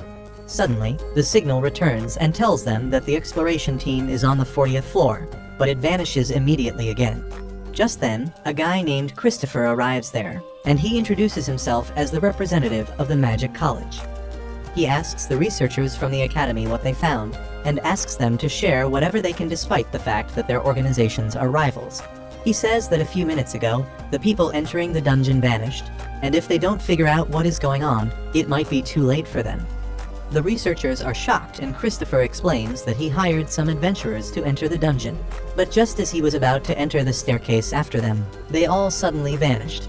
The researchers are shocked to hear this, and their leader verifies that they also found their team vanishing just a few minutes ago, and then their signal reappeared for a brief moment, but they were on the 40th floor. Christopher is shocked to hear this because no one has even made it past the 38th floor of this dungeon yet, and he knows that even B-rank parties struggle beyond the 30th floor. The researchers tell him about Abel's party that is guarding their team, and Christopher says that he has already sent a message to the guildmaster to ask for his help. However, Natalie panics, realizing that no one might be able to solve this situation. In this condition, her only hope is Ryo because Abel told her to contact him if she can't reach out to anyone else. She immediately runs away to find him, leaving everyone confused. On the other hand, the news about the research party vanishing reaches Hugh, who starts panicking. He decides to head over to the dungeon entrance immediately and tells the receptionist to get everyone on standby, but not to reveal anything to them until he confirms the situation with his own eyes. Meanwhile, Ryo is wandering around the library, unable to find any helpful books. As he climbs up to the first floor, he low-key starts wishing to see the elf baddie Syrah again, and the universe listens to his prayers because Syrah spots him as she is returning some books. Ryo eagerly goes to her side, and as they start talking, he reveals that he was looking for records of past eclipses and monster outbreaks to compare them. Syrah tells him that she knows where exactly those documents are, and she tells Ryo to follow him. On the way, Syrah begins learning about Ryo's theory that solar eclipses and monster outbreaks are connected, and she believes that he is right.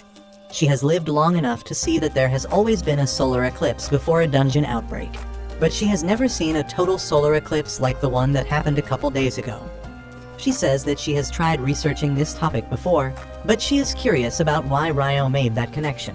He gets nervous because he can't tell her that he fought a demon in the middle of the eclipse, so he decides to change the topic.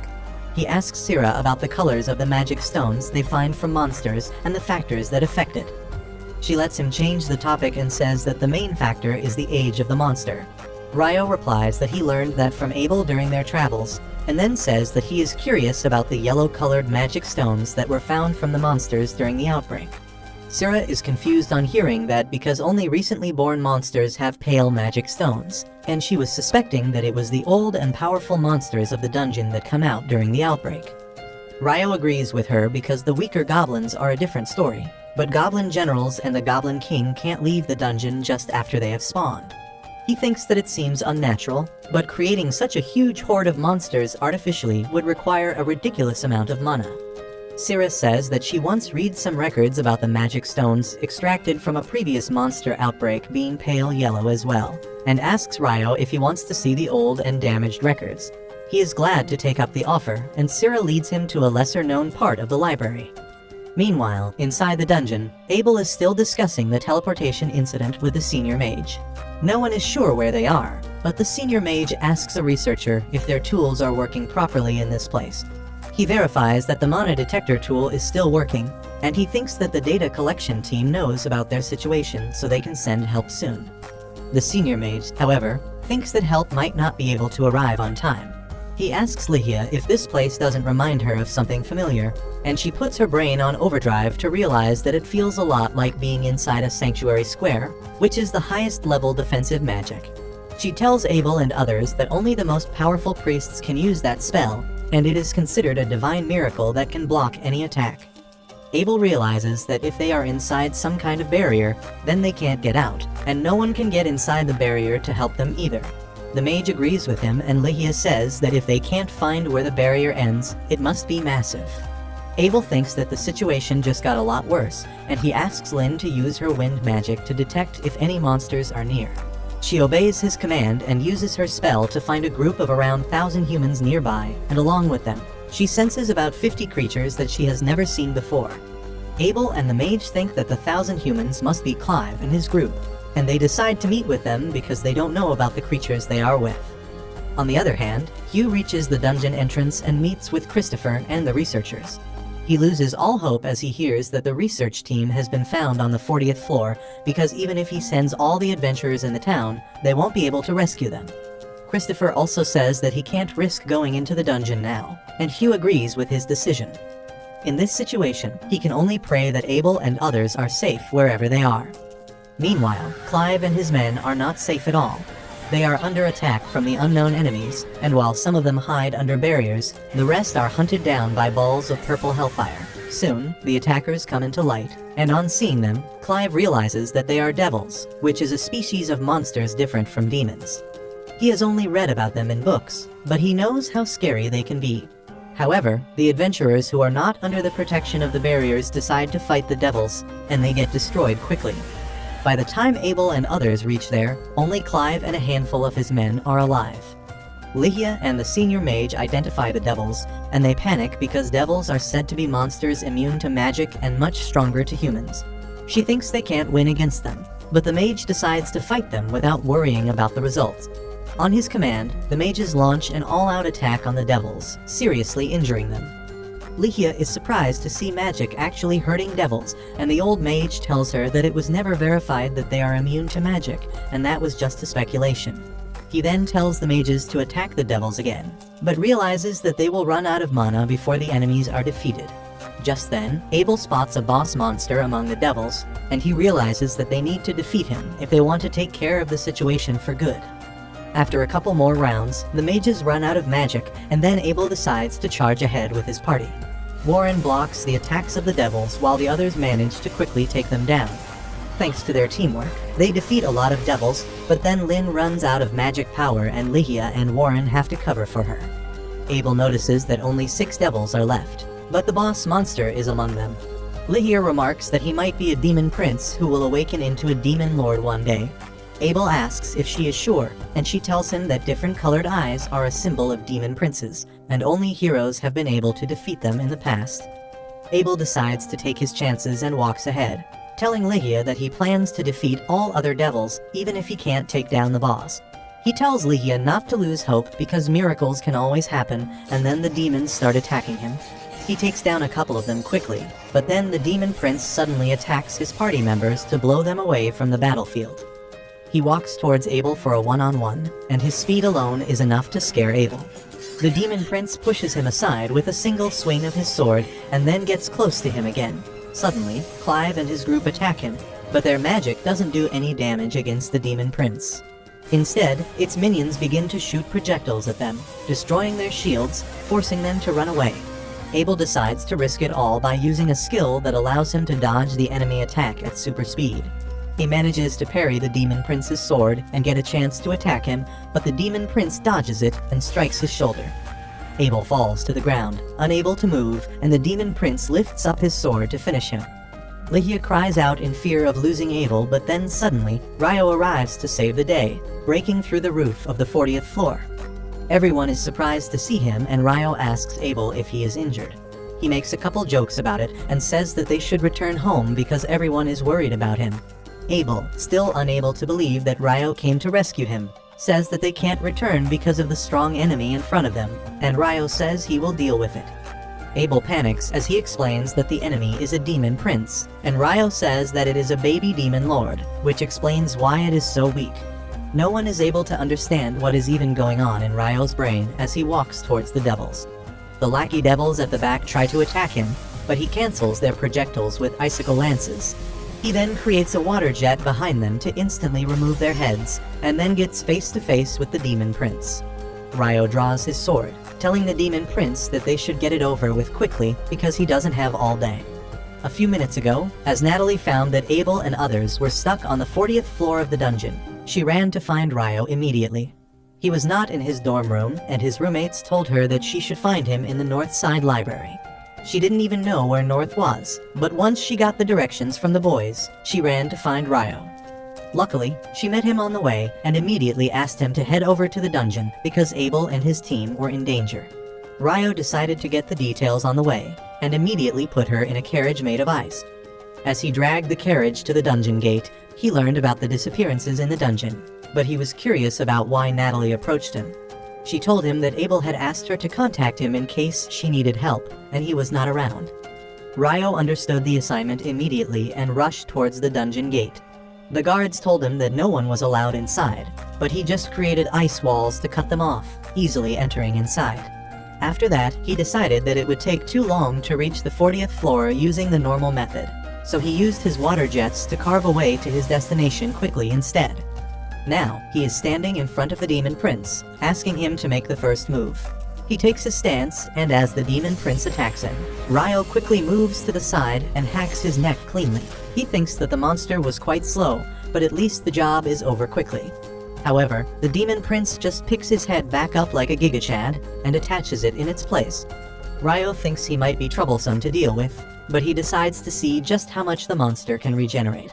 He instantly creates hundreds of water jets to chop him up into tiny pieces, and one of the water jets destroys his magic stone, turning him into dust. Abel is shocked to see that Ryo just casually demolished a Demon Prince. He thanks him for saving all of them, and the peak nonchalant Ryo asks him to repay that debt by treating him to dinner tonight. Abel tells him that he will treat him for the entire week, and Ryo is glad to hear that. Just then, Lihia comes there and hugs Abel tightly, while Warren carries the unconscious Rin to safety. The senior mage also comes there to thank Ryo for helping them, and he replies that he was lucky to have made it here in time. He then notices that a lot of people already died before he came, and Abel tells him that they should harvest the magic stones from the devils and use the money from that to support the families of the dead people. Ryo likes the idea, but then he focuses on the monsters called devils. Abel tells him that everyone here saw them for the first time because they have not approached humans in centuries. Ryo is curious about the difference between demons and devils now, but he decides to think about it later. He says that when he came here, he sensed a strange magic field around the place that vanished when he defeated the boss. The old mage says that it must be the protective barrier that was blocking anyone from entering or exiting the zone. Ryo then tells him that while he was on the 39th floor, he used a spell to scan the nearby area and found something strange near the stairs. He suggests that they check it on their way back because it might be connected to this incident, and everyone agrees with him. But before that, they extract the magic stones from the devils that are quite dark in color, and even the senior mage is seeing them for the first time.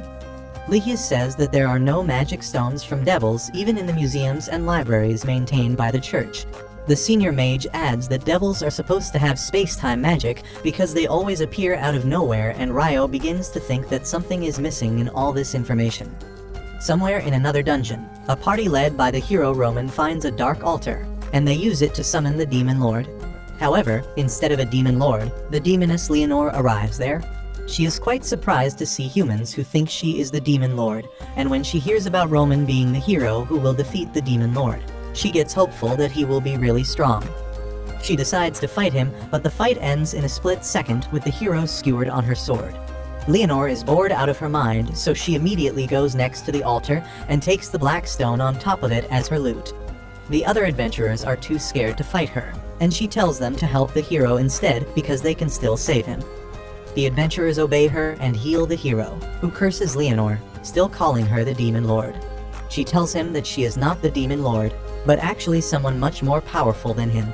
She tells Roman that his party might be able to defeat the current Demon Lord, but that doesn't make him strong enough to challenge her.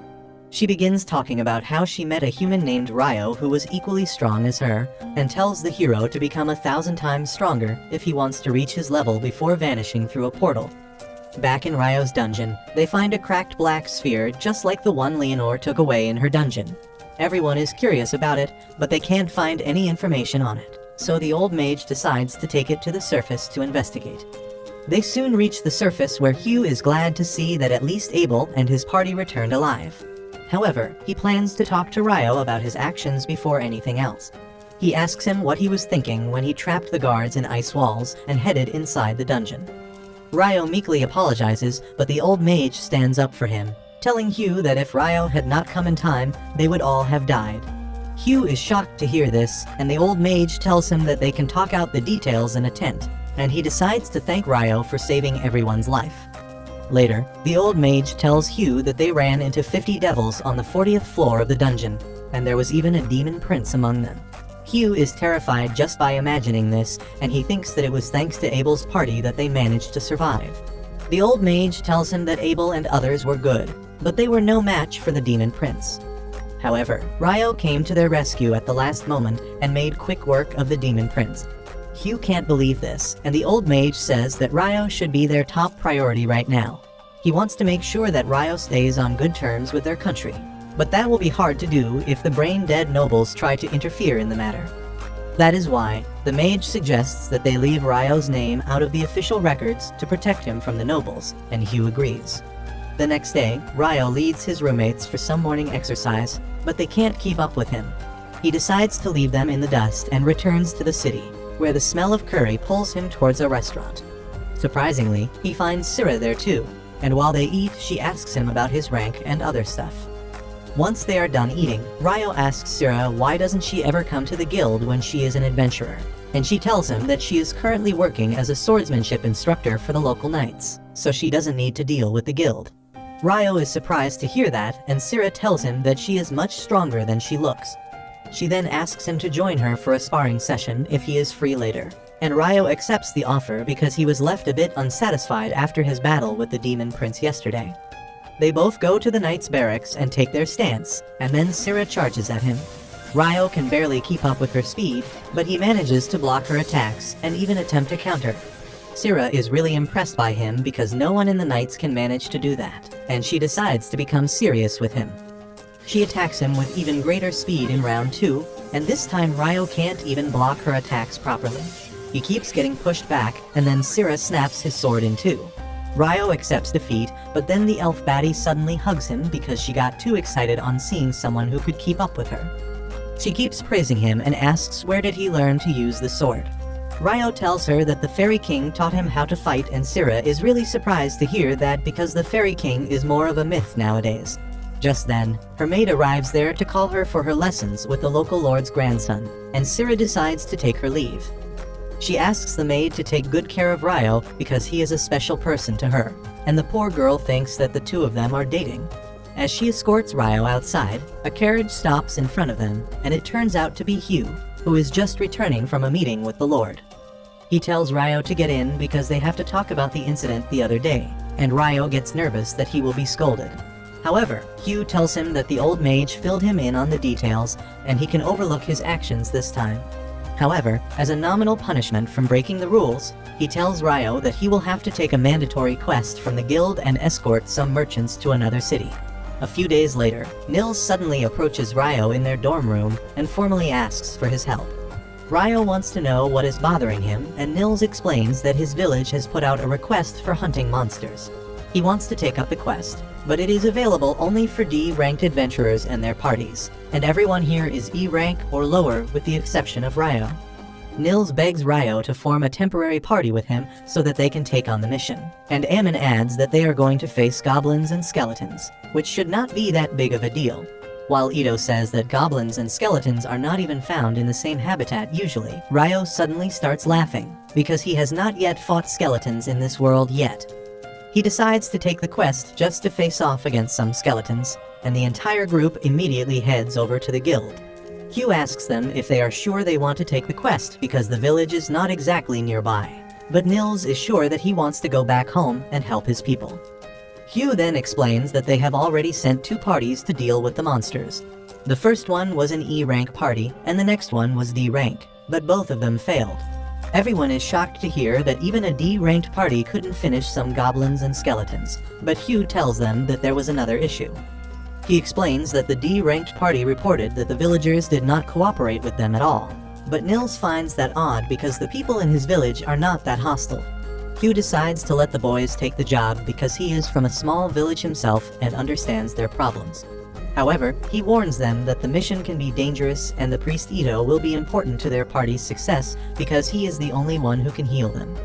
He then says that Ryo has a few days left before his mandatory escort mission starts, and he can complete this quest before that. Ryo and his friends head out for the village of Cagliati the next day, and they reach it pretty quickly because their stamina has greatly increased after running each day. The villagers greet Nils and welcome him back, and Ryo is low-key surprised by that because he was almost certain that Nils was exiled from the village for being a troublemaker. While Nils is angry at his remark, he can't be mad for too long because Ryo is right about him being a troublemaker. Anyway, he leads the group to village chief Bulan, who is really glad to see him. After Nils introduces his friends to Bulan, they sit down to talk about the monster hunting quest. Bulan says that things might work better this time since Nils knows the village customs, but Nils is curious about the report of the D-rank party. He asks Bulan if the villagers really did not cooperate with the D-ranked party, and he begins the story from the point that he first spotted skeleton monsters.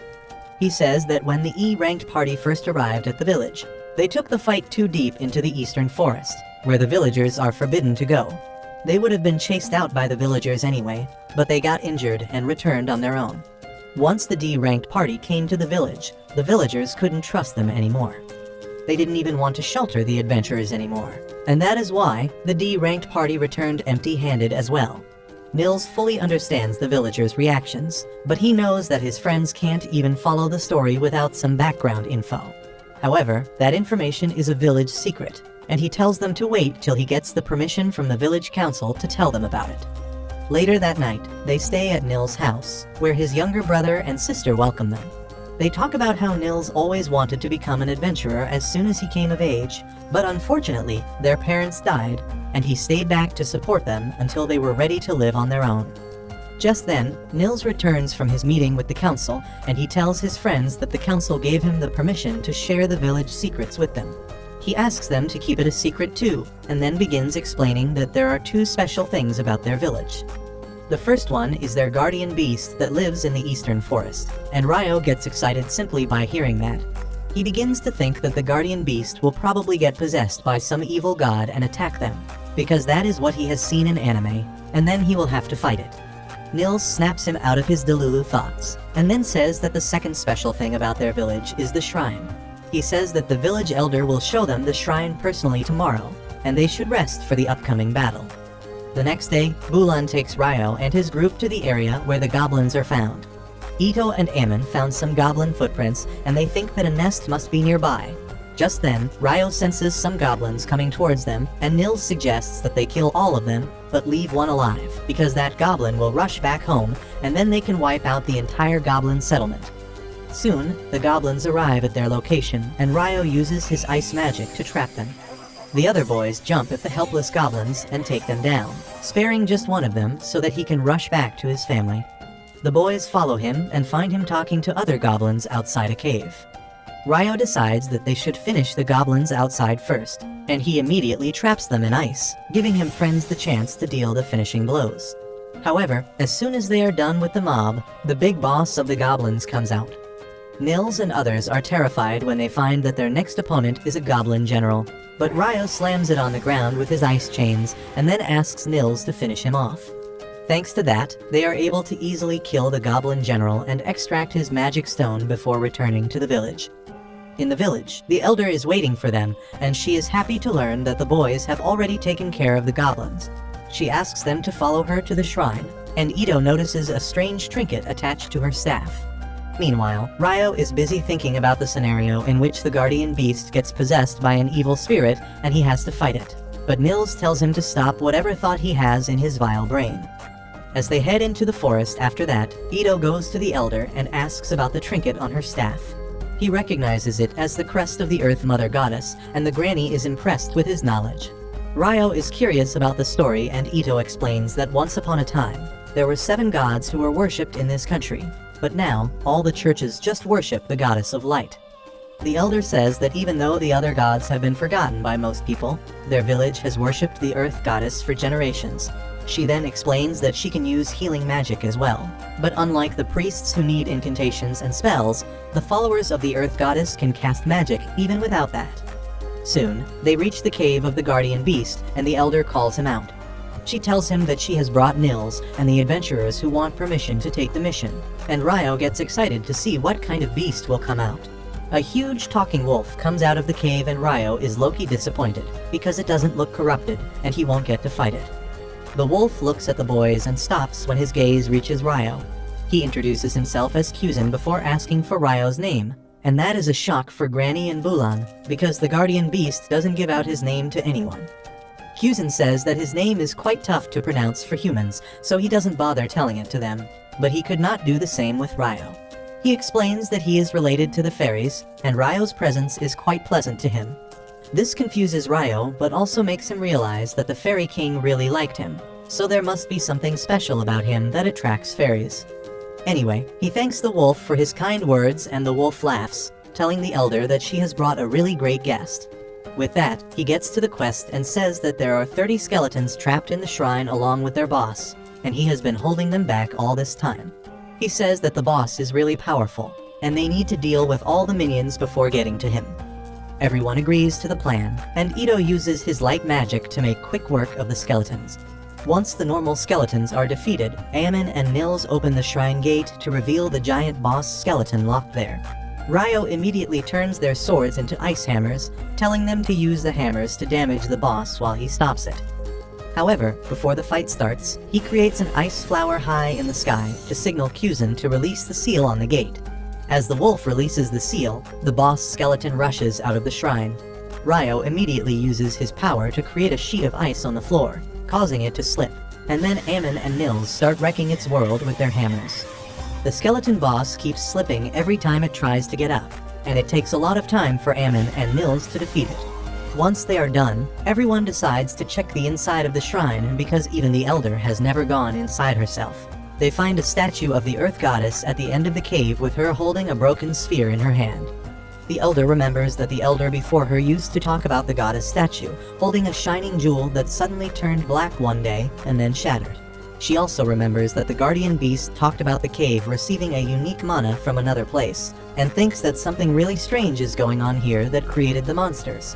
She decides to seal the shrine with her magic to ensure that the strange mana doesn't reach it, and no more monsters are spawned. With their mission accomplished, the boys head back to the town of Lune.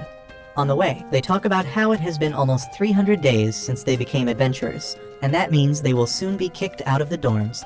Nils and Ito have already been planning for that day, and they ask Ammon and Ryo to join them once they rent out a house to live in. Ammon immediately jumps on the offer, but Ryo tells them that he needs some time to come up with an answer because he has other factors to consider. Soon after that, they return to the city, and it is time for Ryo to take up the compulsory escort job. Coincidentally, all of his roommates are also escorting the same merchant to the city of Whitnash. Ryo is happy to travel with them, and he learns from Nils that they have formed a party named Room Number 10 because his smooth brain couldn't think of anything better. Ito and Ammon have already accepted that cringe name as their fate, and Ryo doesn't really have an interest in that either.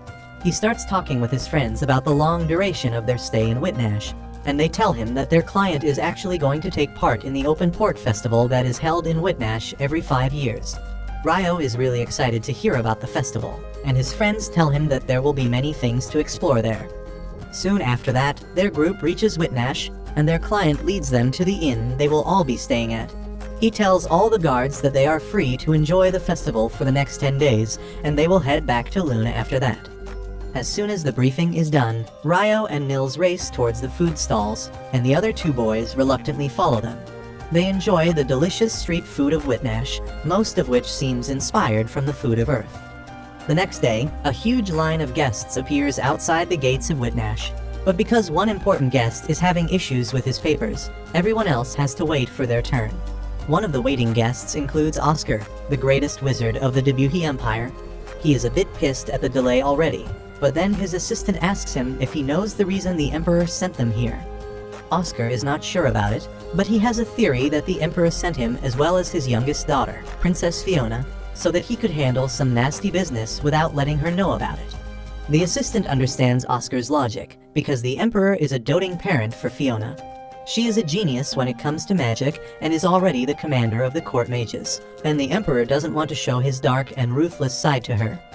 Oscar believes that the Emperor probably wants to wipe out some nobles who are trying to rebel against him, but he has no proof for that theory. However, he says that it does not matter, because his duty is just to guard Fiona from danger. Later that night, a party is organized for the nobles visiting Whitnash, and Fiona attends it along with her elder brother Conrad. While Conrad socializes with the guests and handles the diplomacy, he notices that his sister is tired, and he tells her to get some rest. Fiona gladly takes the chance to go to her room and plop on the bed, because she would rather be training with her troops instead of attending a party like this. The next day, the festival begins with a grand procession, and Ryo spots Abel sitting uncomfortably among the special guests. His friends spot him too, and then Nils begins staring at Fiona. Ito tells him that she is a princess who is way out of his league, and he should stick with the receptionist at the guild for now. Just then, Lynn and other members of Abel's party arrive there, and Ryo asks them what is Abel doing among the VIPs. Ligia tells him that Abel is here as the representative of their guildmaster, who is going to arrive here the next day. Just then, Lynn notices a thick-wind magic barrier protecting the special guests, and Ito is curious about it because he thought that it would just be a normal magic barrier. Lynn tells him that she has heard stories about a treasure passed down the family of the Lord of Whitnash that can create a wind barrier, and she believes that the stories are actually true. Ryo is really excited to hear about a treasure that can cast magic, but Lynn tells him that it is highly inefficient, so they only use it for special occasions like this. Ligia agrees, saying that protecting the high-ranking nobles and royals from different kingdoms is worth the cost, and Ryo wishes that nothing bad happens during the festival. With that, Lynn turns her attention to Fiona, saying that if the commander of Debut his magic forces is here, her lieutenant must be here as well. Ryo is curious about this guy, and the girls begin telling him about the legends surrounding the famous Inferno magician. He is said to have burnt 1,000 soldiers with a single spell and one-shotted a wyvern among his other feats. Ligia says that they don't know how much of the rumors is true, but she doesn't want anything to do with such a dangerous man. With that, Abel's party leaves on their way, and Nils tells Ryo that should also explore the festival. Ryo agrees, but just as he is turning around, Oscar passes by right next to him. They immediately get away from each other to avoid a collision, and politely apologize to each other. Ryo leaves with his friends, but Oscar keeps staring at him for a while. After that, Oscar gets busy buying snacks for the princess, because that is the mission she gave him. He is already having a hard time carrying everything through the crowd, and on top of it, his assistant orders him around, making sure that they don't forget anything from the list. On the other hand, Abel and Prince Conrad bump into each other, and Conrad remarks that Abel looks like someone he used to know. Abel tells him that he must be mistaken, and then starts talking about how he sat next to Fiona earlier. However, he is also more interested in Oscar than in the princess, but Conrad makes an excuse about spotting a friend in the crowd and leaves him abruptly. Meanwhile, Princess Fiona returns to her room and plops on the bed again. Shortly after that, Oscar and his assistant return with the snacks, and he is really exhausted because he doesn't like crowds. His assistant mentions that he almost bumped into a guy earlier, and Oscar replies that he was really fast to react, so they wouldn't have collided even if he didn't move. Fiona asks who are they talking about, and Oscar tells her about Ryo, saying that he dressed like a magician, but could move like a swordsman. Anyway, he serves as Fiona's walking microwave oven and heats up the snacks for her. She is really happy about that and thanks him, calling him her teacher, but Oscar is not really comfortable with that. The next day, Ryo and his friends enjoy an archery competition, and Ammon and Ito register as participants. They try to hit targets floating over the sea, but fail to hit anything, and Ryo asks Nils if he isn't going to try it out. Nils proudly tells him that he has never touched a bow in his life. Just then, Abel arrives there and starts laughing because he was also just like Nils back in the day. Ryo uses this chance to push Abel to take part in the competition, and despite not being in the mood to do so, Abel manages to hit bullseye on the farther target. Everyone erupts into cheers as soon as he hits the target, but Abel cannot bask in the glory for long enough as his party members arrive there. Ligia smiles coldly at him, asking why did he not come to them as soon as he got free, And while he tries to talk his way out of trouble, Lin reaches over to Ryo and friends. She tells them that Abel promised to spend the day with Ligia, but since he didn't come to see her first thing in the morning, she is livid, and now he is in trouble. With that, Ligia drags him away, and Nils starts fanboying after Abel, while Ito starts simping over Ligia. At the same time, in Lune, Syrah is searching everywhere for Ryo. When she can't find him, she goes to the guild and asks the receptionist about him. The receptionist Nina tells her that Ryo is currently out of the city on a quest, and he is not going to return for a couple of weeks. Syrah is aghast to hear this because she really wanted to share some new information with Ryo, but now she has to wait for him to return. The next day, Ryo and Ito watch a boat race in which Nils and Ammon are participating. However, things take a turn for worse when the bully named Dan also shows up for the race, and Nils instantly picks up a fight with him. According to the rules, the players are allowed to attack each other in the second half of the race, and both Dan and Nils take full advantage of this rule. They begin attacking each other with their oars, while their partners try their best to cross the finish line first. However, the two muscleheads break their oars while fighting and snatch the oars their partners were using right in front of the finish line. Their boats come to a standstill as the two morons duke it out, and soon, all the boats that were way behind them overtake and complete the race. Meanwhile, Nils and Dan keep fighting even after losing their weapons, and ultimately, they topple their boats and fall into the water. On the positive note, they entertain the audience the most and are given a reward for it, but they start fighting over it too. The next day, Ryo and his friends go to watch a futuristic ship that can run without sails or oars, and Hugh is there to explain that the super expensive ship runs using alchemy and magic stones that propel it using wind and water magic. After that, they head to a weapon shop, and Ito begins to look at some crossbows because he wants to add to the combat strength of their party. Soon, the shop owner comes there, and after learning that Ito wants to provide cover fire to his team from middle range, he shows him the semi-automatic crossbow that can fire arrows rapidly. Ito gladly buys the bow because it perfectly fits his needs, and then everyone returns to enjoying the festival. Later that night, Abel attends a party for the special guests as Hugh has returned home once again. He meets with Conrad and Fiona, and once they leave, he begins missing his sword even though he realizes that with the wind barrier in place, he doesn't need it. But he doesn't realize that he just jinxed himself as well as the other guests. Suddenly, another guest calls him to the side for a private chat, and at the same time, the treasure casting the wind barrier starts malfunctioning. The magicians operating in panic as the barrier is dispelled, but they don't get to worry for long as some assassins attack them and quickly end their lives. Meanwhile, Fiona also senses that something is wrong, but just as she turns around, the assassins hit the garden with a powerful attack. At the same time, Abel is having a private conversation with the Lord of Whitnash in a closed room. They also have a sound-proofing artifact to prevent anyone from hearing their conversation, and Abel wonders what is so important that the host of the party is taking such safety measures. He says that Hugh should have taken care of all the business-related stuff before going, and the Lord affirms. He says that he wanted to personally talk with Abel about the introductory course for rookie adventurers that they have at Lune. He has heard a lot of good things about that program, and he wants to implement it at Whitnash Guild too. Abel likes the idea and says that the course has reduced the mortality rate of rookie adventurers, and the Lord says that he has already talked about borrowing materials and appointing instructors with Hugh. However, he now has an additional proposal, and he wants the instructors they select to attend the course as well to learn how to properly teach noobs. While they discuss the details of their deal, neither of them realize that the soundproofing artifact also blocks the sounds coming from outside the room. On the other side, Oscar is in the market along with his subordinates, who ask him if he is not going to eat anything.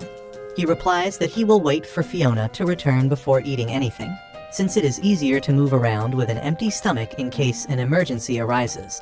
His subordinates tell him that the Lord's mansion is protected by a wind barrier, so there is no chance of anything bad happening there, and Oscar says that he wishes for the same. His subordinates say that he is quite overprotective about the princess, and he suddenly starts thinking about his past. Oscar was born in a small, peaceful village near the mountains. He was a natural redhead in his childhood, and from a young age, he had a lot of talent in using fire magic. He used to help the village blacksmith by controlling the temperature of the flames in his forge, and wanted to learn how to create weapons just like him. At home, he used to help his mother by lighting up the firewood, and he was really happy that his ability could help others. One day, the blacksmith gifted him his first sword. telling his dad that Oscar was grown up enough to help out the villagers in hunting. Oscar was really excited for that, and his dad took him hunting along with his group. But instead of letting him use a sword, he told him to use a bow. Oscar managed to hit the target once before his dad finished it, and that night they had a feast. However, while everyone was enjoying themselves, Oscar's dad learned from his friend that bandits were scouting their village, and they could attack them anytime. The two men discussed how they were seriously outnumbered by the bandits, and they didn't even have time to evacuate the village. They decided that there was no other option but to fight and protect their village. Soon, the men gathered at the village wall, eagerly waiting for the bandits to arrive. Just as the bandits reached the wall, they started shooting them and managed to take a couple of them down. However, the bandit leader understood their strategy, and he immediately ordered his men to get close and break the wall immediately. Oscar wanted to help the village men fight, but his dad told him to head back home and look after his mother, while he stayed back to stop the bandits. The fight between the bandits and the villagers continued, but the leader of the bandits was much stronger than the villagers had anticipated. He jumped over the wall, chopping off the arm of an archer, and then unlocked the gate, letting his men enter the village. As a full-blown fight started between the two sides, Oscar hid in his house along with his mother and other women from the village. However, the single guard outside the house was not strong enough to stop the bandit chief from breaking inside. Oscar's mom tried to attack him, but she was no match for the seasoned bandit, who slashed her down without any difficulty. Oscar was devastated on seeing that, and in his rage, he shot a fireball at the bandit chief, who easily deflected it. Oscar then rushed to stab him, but he couldn't do anything and the bandit took away his sword. Luckily, his dad arrived there just then and stopped the bandit from attacking anyone. However, the moment he saw his wife's dead body, his brain stopped working and he attacked the bandit chief in blind rage. The bandit dodged everything and taunted him to come outside to fight. Oscar's dad rushed after him without thinking anything, and that turned out to be a fatal mistake. He got shot by arrows before he even crossed the door, and then the bandit chief stabbed him through the heart. Oscar was traumatized by this, but before the bandit chief could attack him, another bandit arrived there and told him that they needed to retreat, because a pack of wolves was heading towards the village after smelling all the fresh blood. The bandit chief reluctantly retreated, and soon after that, the blacksmith came to check up on Oscar. He was horrified on seeing the gruesome scene there, but he calmed himself down to protect Oscar, who had lost the will to live after seeing his parents die. The blacksmith told him to live on and become Batman, because that's the best thing he could do now. Just then, the wolves surrounded their house, and the blacksmith decided to risk his life to save Oscar. He told him to run to the river because the wolves don't like water, while he stayed back to stop the wolves. Oscar ran as fast as he could with two wolves following him, and just as he reached the river, the wolves caught up to him. Luckily, he slipped and dodged their attack before falling into the river and being carried far away by the current. When he woke up, he found himself in the house of a rich man who found him by the riverside. The kind old man let him grieve the loss of his parents and comforted him by telling him how rare red hair like his was. He talked about how red hair was said to be a blessing from the god of fire and cheered Oscar up, saying that he must have great things waiting for him in the future. Oscar then told the old man that he had nowhere to go and requested to stay with him. The man quickly agreed, telling him that he would have to get an education if he wanted to stay with them, and Oscar was more than willing to do that. He also requested the old man to teach him how to use a sword because he wanted to grow stronger. But just a couple years later, his second chance at life also ended in tragedy. As he returned home one night, Oscar found the mansion on fire, and inside, a bandit had killed everyone in the old man's family. The enraged Oscar attacked the bandit, cutting his face, but that was all he could do. The bandit grabbed his head and then stabbed him. As Oscar fell to the ground, he managed to get a good look at the bandit's face and realized that it was the same bastard who killed his parents. Just then, the bandit left the mansion along with his gang and Oscar managed to learn their names before he passed out. Soon after that, his hair turned white and he went off on his own, severely injured but determined to get revenge on the man who took everything from him. Back to the present. The Lord's mansion suddenly gets bombarded with fireballs, causing destructive explosions. Everyone runs away, and Fiona spots that her brother Conrad is injured.